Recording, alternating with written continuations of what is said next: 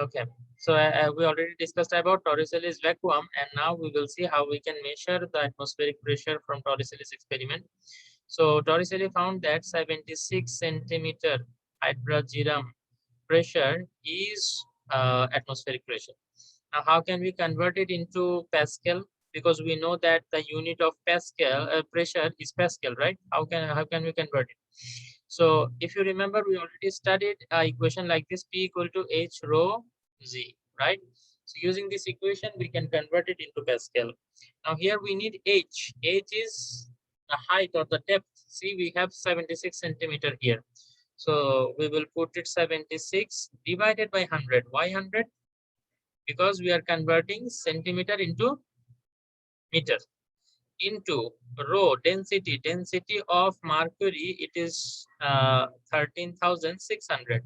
Recently, actually, I saw in some book it is written as 13,596. Okay, no problem, it does not actually make that much difference. Okay, then next we have G, right? So that is 9.8.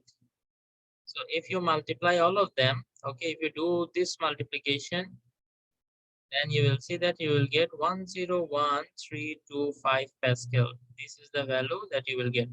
So this is the atmospheric pressure. Okay. So sometimes you will see that it is written in this way: 101.325 into 10 to the power 3 Pascal. Now we know that whenever we divide Pascal by 1000, it becomes kilopascal. So 101.325, this one we can write in kilopascal also, kPa.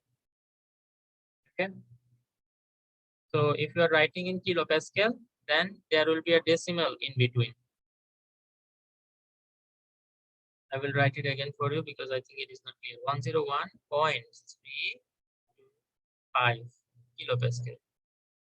And sometimes they are writing in bar also. Do you know what is 1 bar? Bar means, see, 1.01325 into 10 to the power 5 we can write. Why? Because previously the decimal was here, but we are moving it to this place now. So how many places are we are bringing forward? 1, 2, 3, 4, 5. 5 places, right? 5 digit. So that is why 10 to the power 5. Okay. So this is Pascal, but if you want, then you can write it 1.01325 bar.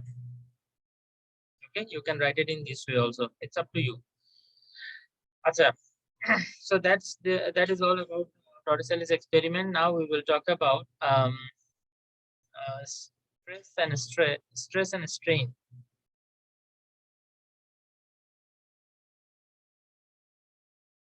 Our next topic is stress and strain.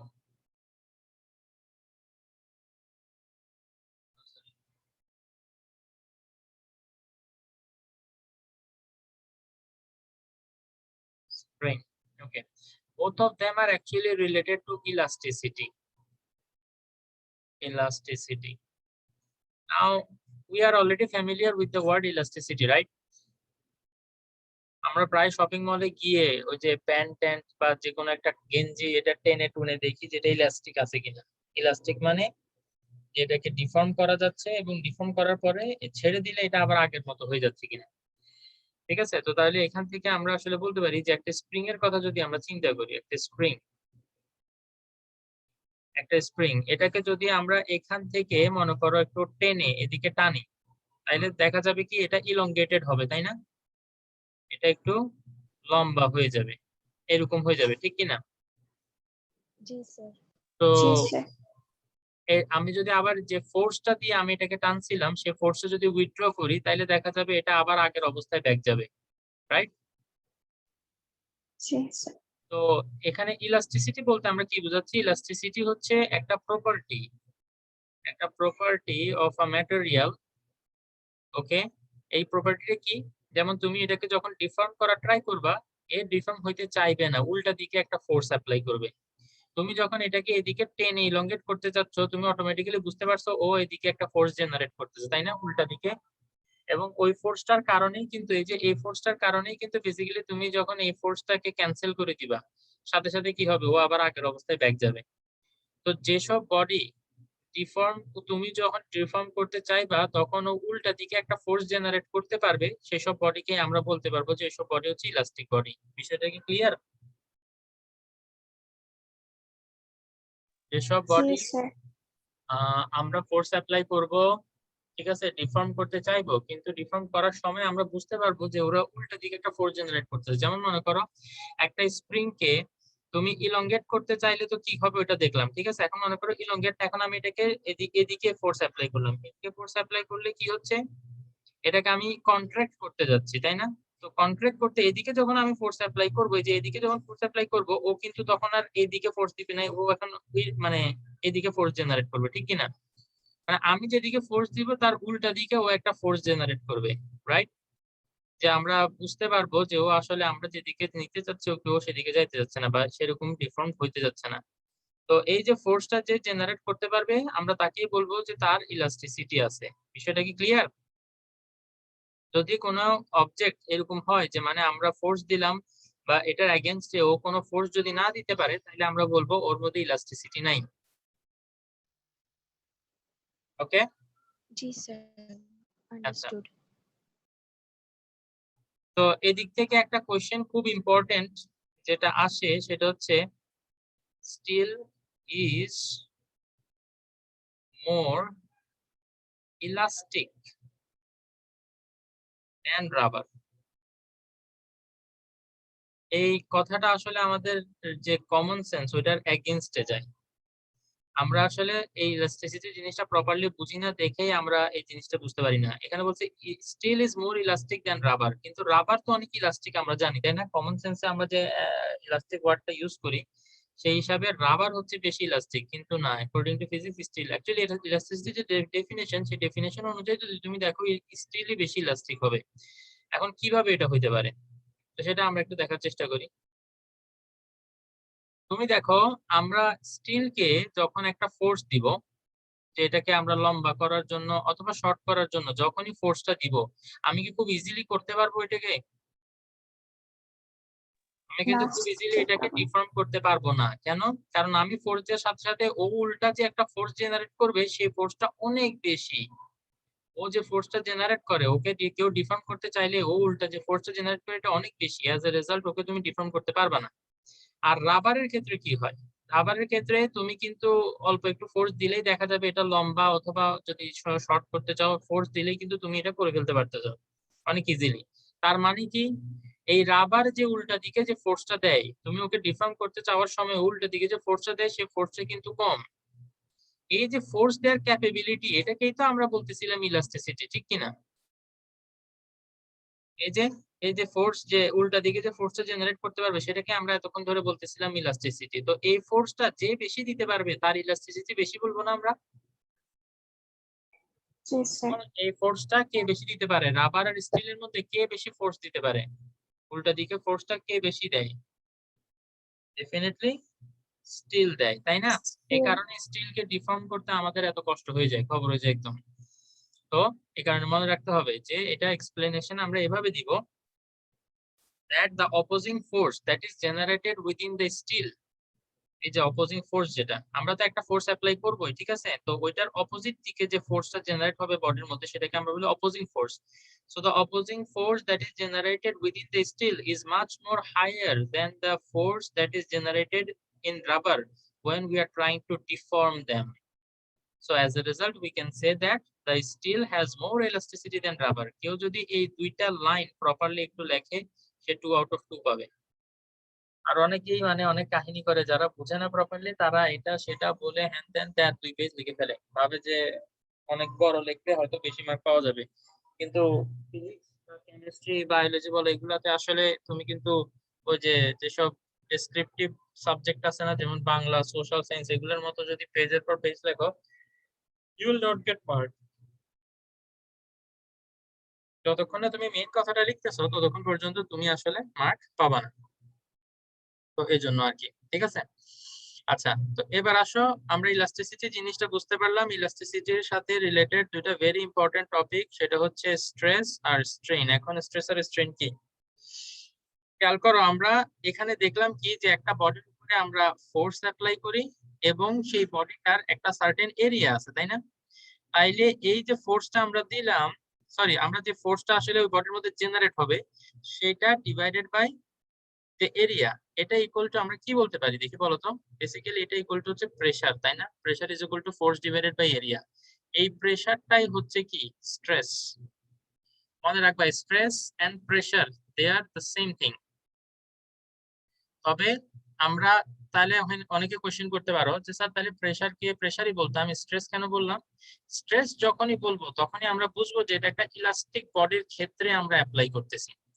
যেমন pressure এটা অনেক ক্ষেত্রে হতে পারে, যেমন তুমি মাটির উপর দাঁড়ায় আছো, তো তুমি মাটির উপরে প্রেসার দিচ্ছ, সেটা কিন্তু স্ট্রেস না। প্রেসার এর একটা স্পেশাল নাম হচ্ছে স্ট্রেস। সেটা আমরা কখন ইউজ করব? যখন আমরা একটা ইলাস্টিক বডি, যে একটা ইলাস্টিসিটি যে টপিকটা এই টপিকের সাথে রিলেটেড, ওকে, যখন আমরা একটা ইলাস্টিক বডির উপরে প্রেসার অ্যাপ্লাই করি, যেমন মনে করো এই যে এখানে স্প্রিং এর উপরে একটা ফোর্স অ্যাপ্লাই করলাম, ঠিক আছে, এবং এটাকে ফোর্স কে এরিয়া দিয়ে যদি ডিভাইড করি তাহলে যে প্রেসারটা পাবো ওই প্রেসারটাকে আমরা বলবো স্ট্রেস। বিষয়টা কি বুঝে গেল? সব প্রেসারকেই কিন্তু আমরা স্ট্রেস বলতে পারি না। ওকে, তো স্ট্রেসটা হচ্ছে প্রেসারই, বাট প্রেসারের একটা স্পেশাল কেস। যখন ইলাস্টিসিটি বা ইলাস্টিক বডির ক্ষেত্রে আমরা এটা অ্যাপ্লাই করব তখনই আমরা এই প্রেসারটাকে বলবো স্ট্রেস। বিষয়টা কি ক্লিয়ার? জি স্যার। ওকে, তো প্রেসারের ইউনিট যেটা, স্ট্রেসেরও ইউনিট সেটা সেম সেম, ওই যে প্যাসকেল, ঠিক আছে। তো এখানে আর খুব বেশি কিছু বলার নাই, কিন্তু স্ট্রেন জিনিসটা আমাদের একটু ভালো মতো বুঝার আছে। স্ট্রেন স্ট্রেন জিনিসটা একটু ভালো মতো যদি বুঝতে চাই,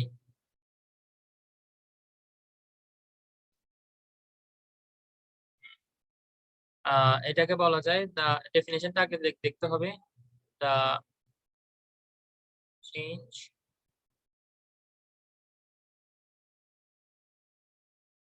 পার ইউনিট ইউনিট ডিমেনশন।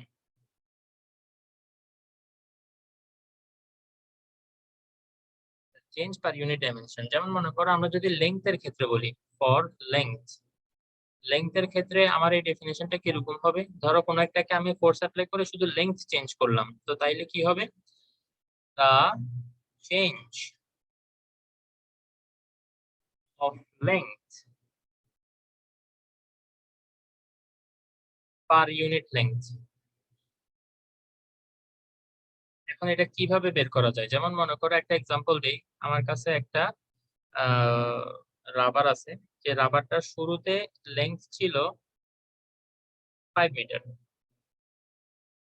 এখন আমি কি করলাম, এটার উপরে একটু ফোর্স অ্যাপ্লাই করলাম, তো ফোর্স অ্যাপ্লাই করার ফলে এটা একটু লম্বা হয়ে গেল। তাইলে এখন এটা কত হয়ে গেল? আমরা ধরে নিই যে এখন এটা হয়ে গেছে মনে করো 8 মিটার, ঠিক আছে।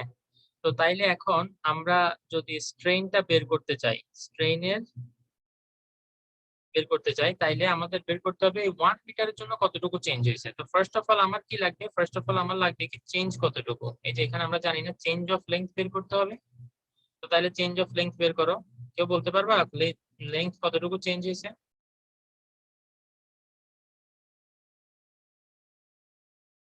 বলতে পারবা কেউ? আগে 5 ছিল, এখন 8 হয়ে গেছে, তো কতটুকু চেঞ্জ হইলো? Sir 3 metre. 3 মিটার। কিভাবে এটা বের করছি মনে রাখতে হবে, ফাইনাল মাইনাস ইনিশিয়াল। ওকে, এখান থেকে এই 3টা আমরা পাই চেঞ্জ অফ লেংথ। তো তাইলে শুরুতে যেটা ছিল ইনিশিয়াল 5 মিটারে, ঠিক আছে, out of 5 metre the change is 3 metre. So out of 1 metre, দেখো আমরা বলছি না পার ইউনিট, ইউনিটের জন্য, তো 1 মিটারের জন্য কতটুকু আমার লেংথের চেঞ্জ হবে? 3 মিটার ডিভাইডেড বাই 5। তো এটা আসলে কি হবে? 3 ডিভাইডেড বাই 5, এটা করলে আই গেস 0.6 হয়। তো এটাই হচ্ছে জি স্যার। বেসিক্যালি আমার স্ট্রেইন, এটাই হচ্ছে আমার স্ট্রেইন। তো তাইলে স্ট্রেইনের জন্য আমরা যদি একটা ইকুয়েশন ডেভেলপ করতে চাই, আমরা কিন্তু এখান থেকে ডেভেলপ করতে পারি, তাই না? দেখো তো, স্ট্রেইন ইকুয়াল টু আমি কি লিখতে পারি?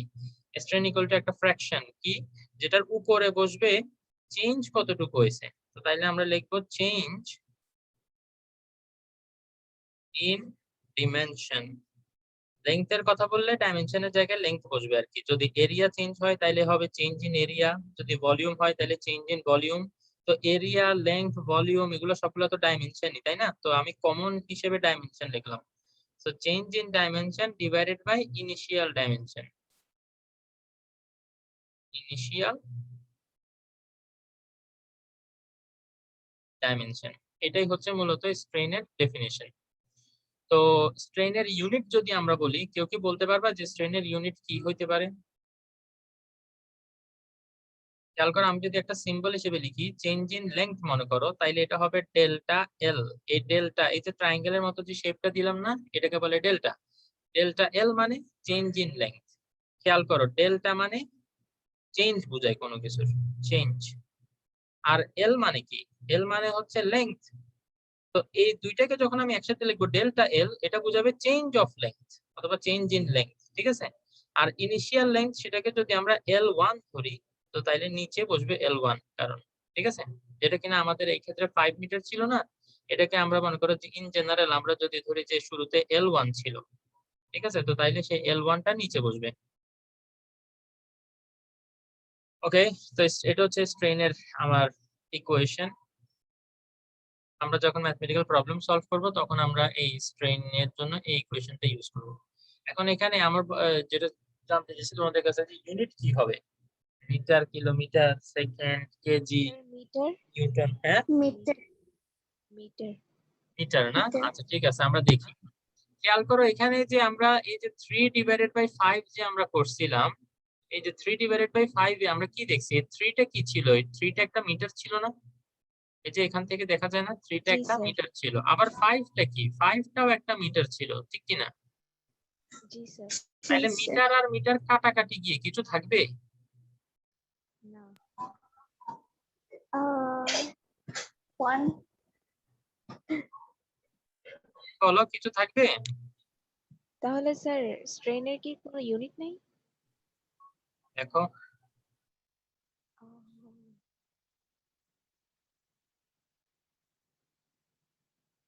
ওকে, জি sir. strain doesn't have a unit. কেন ইউনিট নাই? because it is the ratio of two same quantity. দেখো তো, চেঞ্জ অফ লেংথ, এটাও তো একটা লেংথ, তাই না? দেখো তো, এই যে আমি যেটা বললাম যে এখানে ফার্স্টে 5 মিটার ছিল, পরে 8 মিটার হয়ে গেছে, তো চেঞ্জ কতটুকু হয়েছে? চেঞ্জ অফ লেংথ, সেটার ইউনিট কিন্তু মিটার। তো মিটার দিয়ে আমরা কি মাপি? লেংথ মাপি। তো চেঞ্জ অফ লেংথ এটাও একটা লেংথ। আবার ইনিশিয়াল লেংথ যে আমরা ডিভাইড করি, ঠিক আছে, এই যে দেখো এখানে চেঞ্জ অফ লেংথ এটা হচ্ছে একটা লেংথ, আবার ইনিশিয়াল লেংথ এটাও লেংথ। তো দুইটা সেম টাইপের কোয়ান্টিটির রেশিও যখন নিবা, সেখানে আসলে কোনো ইউনিট থাকবে না, বিকজ ইউনিট গুলা কাটাকাটি চলে যায়। তো অ্যাজ এ রেজাল্ট স্ট্রেইনের কোনো ইউনিট নাই, মনে রাখবা। তাইলে স্ট্রেস আর স্ট্রেইন আমরা এই দুইটা জিনিস শিখলাম। স্ট্রেস হচ্ছে প্রেসার, যে প্রেসারের মতোই হবে সবকিছু। আর স্ট্রেইন এটা আমরা দেখলাম যে এটার কোনো ইউনিট নাই, ঠিক আছে। এখন ফাইনাল টপিক এই চ্যাপ্টারের আমরা যেটা পড়বো সেটা হচ্ছে হুকস ল, হুকের সূত্র। এটা হুকস ল বলে, এটা সরি ই আছে একটা, তারপরে অ্যাপোস্ট্রফি এস হবে, হুকস ল। হুকস লতে কি বলে? Stress is directly proportional to strain. আর একটা কন্ডিশন আছে, কন্ডিশনটা হচ্ছে কি, উইদিন ইলাস্টিক লিমিট। এই ইলাস্টিক লিমিট জিনিসটা কি আবার? তো চলো আমরা একটু বোঝার চেষ্টা করি ইলাস্টিক লিমিটটা কি। মনে করো তোমার কাছে একটা স্প্রিং আছে, এই স্প্রিংটাকে কি করলা, তুমি একটু ফোর্স অ্যাপ্লাই করলা, টেনে ছেড়ে দিলা, তো এটা আবার আগের অবস্থায় চলে আসলো। এখন মনে করো তুমি আরেকটু বড় ফোর্স দিয়ে এটাকে টানবা, আরেকটু বড় ফোর্স দিয়ে টানলা, তাইলে কি হবে? আবার ছেড়ে দিলে আবার আগের অবস্থায় এসে গেলো, এবার আরো একটু বড় ফোর্স দিয়ে টানলা, আবার আগের অবস্থায় চলে আসলো। এভাবে যদি যে ফোর্সটা তুমি অ্যাপ্লাই করতেছো এটা বাড়াইতেই থাকো, বাড়াইতেই থাকো, তাইলে একটা সময় কি হবে দেখি বলো তো? একটা সময় আসবে যখন এমন একটা ফোর্স তুমি অ্যাপ্লাই করবা, যে ফোর্সটা দেওয়ার পরে ও আর ঠিক আগের অবস্থায় ব্যাক আসবে না। একটু লুজ হয়ে যাবে। আমরা জিনিসটা বলি না যে একটা স্প্রিং যখন আমরা অনেক টানা হেঁচড়া করি, অনেক টানা হেঁচড়া করি, করার পরে এবার ফাইনালি কি হয় দেখি বলতো, স্প্রিংটা ফাইনালি লুজ হয়ে যায়। তার মানে তুমি যখন এবার ফোর্সটা ছেড়ে দিবে এতক্ষণ পর্যন্ত ওই যে ওই লিমিট পর্যন্ত যাওয়ার আগে পর্যন্ত কি হচ্ছিল দেখি বলতো, ওর ইলাস্টিসিটি কিন্তু ঠিকই ছিল। তুমি ফোর্স দিচ্ছ, ও ডিফর্ম হচ্ছে, আবার ফোর্স ছেড়ে দিচ্ছ, ও ঠিক আগের অবস্থায় ব্যাক আসতেছে। কিন্তু এখন যখন তুমি ওই লিমিটটা ক্রস করে ফেলবা, ও বিরক্ত হয়ে যাবে, ঠিক আছে? বিরক্ত হয়ে কি বলবে যে আর আগের অবস্থায় ব্যাক যাব না। তখন ও কি করবে, এই যে মনে করো এখনো ফাইনালি তুমি ফোর্স দেওয়ার পর ছেড়ে দিলেও ও ঠিক মানে এই যে আগের অবস্থায় এতটুকু আসবে না, বরং আর একটু লুজ হয়ে পড়ে থাকবে। দেখো তো আগে কতটুকু ছিল, ঠিক আছে? আগে কতটুকু ছিল আর এখন তার থেকে একটু বেশি লুজ হয়ে গেছে না? যদিও তুমি ফোর্স মানে আগে ছেড়ে দিলে এই অবস্থায় এতটুকুতে চলে আসতো, কিন্তু এখন ফোর্স উঠাই ফেলার পরেও দেখা যাচ্ছে ফুল আগের অবস্থায় যাচ্ছে না, বরং আগে থেকে একটু লুজ হয়ে গেছে। তো যে অবস্থায় একটা বডি ওর ইলাস্টিসিটি লুজ করে সেটাকে আমরা বলি ইলাস্টিক লিমিট। এটাকে আমরা কি বলি? Elastic limit. তো আমাদেরকে এই লিমিটের মধ্যে থাকতে হবে। এই লিমিটের মধ্যে যদি আমরা থাকি তাহলে যে ফোর্সে অ্যাপ্লাই করি না কেন ওই ফোর্সের জন্য তো স্ট্রেস হবে, আবার একটা স্ট্রেইনও হবে, কারণ ফোর্স দিলে তো তুমি ইয়া করতেছো না, এই যে ডাইমেনশন চেঞ্জ করতেছো, লেংথ বাড়াচ্ছ বা কমাচ্ছ, এরিয়া বাড়াচ্ছ বা কমাচ্ছ। সো ফোর্স দিলেই স্ট্রেস ডেভেলপ হবে এবং স্ট্রেইনও হবে। তো যে স্ট্রেস আর স্ট্রেইনটা এটা কি হবে, একটার সাথে আরেকটা প্রপোর্শনাল হবে। এটাই হুক সাহেব আমাদেরকে বলছে আর কি। সেটা কি বুঝতে পারলা? এখন এখানে আহ, যদি একটা ইকুয়াল সাইন আমরা বসাইতে চাই তাহলে আমাদেরকে একটা কনস্ট্যান্ট ইন্ট্রোডিউস করতে হয়, ঠিক আছে? একটা কনস্ট্যান্ট আনতে হবে। আমরা এর আগে থেকেই দেখছি তাই না, যে যখনই প্রপোর্শনাল সাইন সরাই আমরা একটা ইকুয়াল সাইন বসাইতে চাই, একটা কনস্ট্যান্ট আমাদেরকে ইন্ট্রোডিউস করতে হয়। তো তাইলে এই যে কনস্ট্যান্টটা, এই কনস্ট্যান্টটাকে আমরা কি বলবো, কেউ জানো?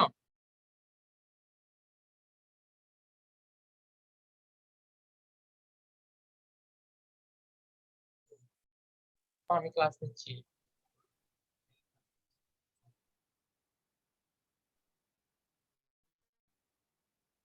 আচ্ছা ওকে, তো কি বলতেছিলাম, ওকে তো হুকস ল, এই হুকস ল এর উপরে বেস করে আমাদের বেশ কিছু প্রবলেম আসলে সামনে সলভ করতে হবে, তো ওগুলা দেখবো আমরা। ওকে, ও আচ্ছা, এই কনস্ট্যান্টটার নাম কি বলছি আমি? দেখি না না যেহেতু, স্যার তাইলে বল। বলি না, মানে এটাকে ইয়ংস মডুলাস বলে, Young's modulus, Young's modulus of elasticity.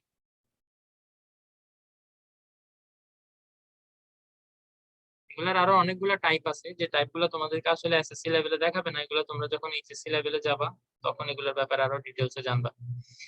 ওকে, তো এখন এতটুকুই। তো এখানে আমাদের এখান থেকে যদি একটা ইকুয়েশন আমরা ডেভেলপ করতে চাই, যে এটাকে ওয়াই দিয়ে এক্সপ্রেস করা হয়, ঠিক আছে? এটা ওয়াই দিয়ে এক্সপ্রেস করা হয়। তো স্ট্রেস এটাকে যদি আমরা পি দিয়ে এক্সপ্রেস করি, দেন কনস্ট্যান্ট যেটা সেটা ওয়াই ইনটু স্ট্রেইন, স্ট্রেইন হচ্ছে delta L divided by L one. তো এরকম একটা ইকুয়েশন চাইলে আমরা ডেভেলপ করতে পারি। এই ইকুয়েশনটা আমরা নিউমেরিক্যাল প্রবলেম সলভ করার জন্য কাজে লাগাতে পারি। যে নিউমেরিক্যাল প্রবলেমগুলো আমরা সলভ করব সেগুলোতে আমরা এই ইকুয়েশনটা কাজে লাগাতে পারি। ওকে, তো আজকে এতটুকুই। আমরা এই চ্যাপ্টারটার যে থিওরি পার্ট সেগুলো মোটামুটি করে ফেলছি, এবং আমি তোমাদেরকে যতটুকু সম্ভব দেখানোর চেষ্টা করছি। কিছু ক্রিয়েটিভও সলভ করতে চেষ্টা করছি। ও তোমাদের একটা ক্রিয়েটিভ গত ক্লাসে সলভ করতে দিচ্ছিলাম, ওইটা নেক্সট ক্লাসে ইনশাআল্লাহ আমি সলভ করে দিব। ওকে, ওটা তোমরা অনেকেই না পারাটাই স্বাভাবিক আসলে, তো ওইটা আমি নেক্সট ক্লাসে করে দিব। ওকে, ওকে স্যার। Okay sir. সবাই ভালো থাকো ইনশাআল্লাহ। কেউ কোনো কোশ্চেন জিজ্ঞেস করতে চাইলে করতে পারো, or else we will end our class here. Sir আমার একটা কোয়েশ্চেন ছিল, সেটা হলো আপনি যে what is Taurus's vacuum বলেছেন ওটা আরেকবার বলতে পারবেন? Torricelli's vacuum না? জি জি। Torricelli's vacuum, এই আলিফ লেখছেন, নেক্সট ক্লাস কি? আলিফকে একটু হেল্প করো তো।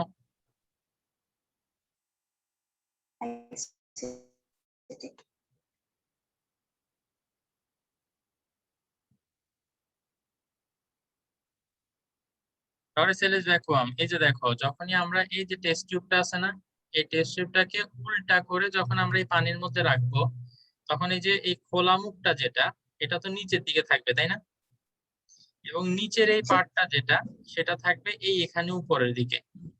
তো যখন তুমি উল্টা করে রাখবা কিছু পরিমাণ মার্কারি এখান থেকে পড়ে যাবে না, পটের মধ্যে পড়ে যাবে তাই না।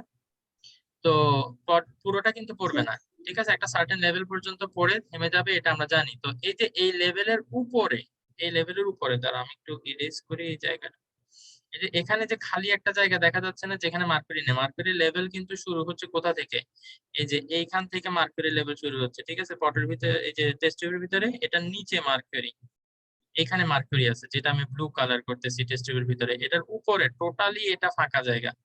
তো এই ফাঁকা জায়গাটাকে মূলত আমরা বলি টরিসেলিস ভ্যাকুয়াম। ভ্যাকুয়াম মানে স্পেস আমরা বলি না, স্পেস হচ্ছে ভ্যাকুয়াম। স্পেস, আমরা যখন স্পেসে যাই তখন ওখানে এয়ার নাই, এ কারণে আমরা বলি এটা ভ্যাকুয়াম, কারণ ওখানে কিছুই নেই, কোনো মিডিয়াম নাই যেটা তোমার কথাগুলাকে ক্যারি করে নিয়ে যাবে, এই কারণে স্পেসে গেলে আমরা কেউ কারো কথা শুনি না, যেটা ভ্যাকুয়াম। ওকে, তো যেহেতু এটা টরিসেলের এক্সপেরিমেন্টের পাওয়া, এই কারণে এটা নাম দেওয়া হয়েছে টরিসেলিস ভ্যাকুয়াম।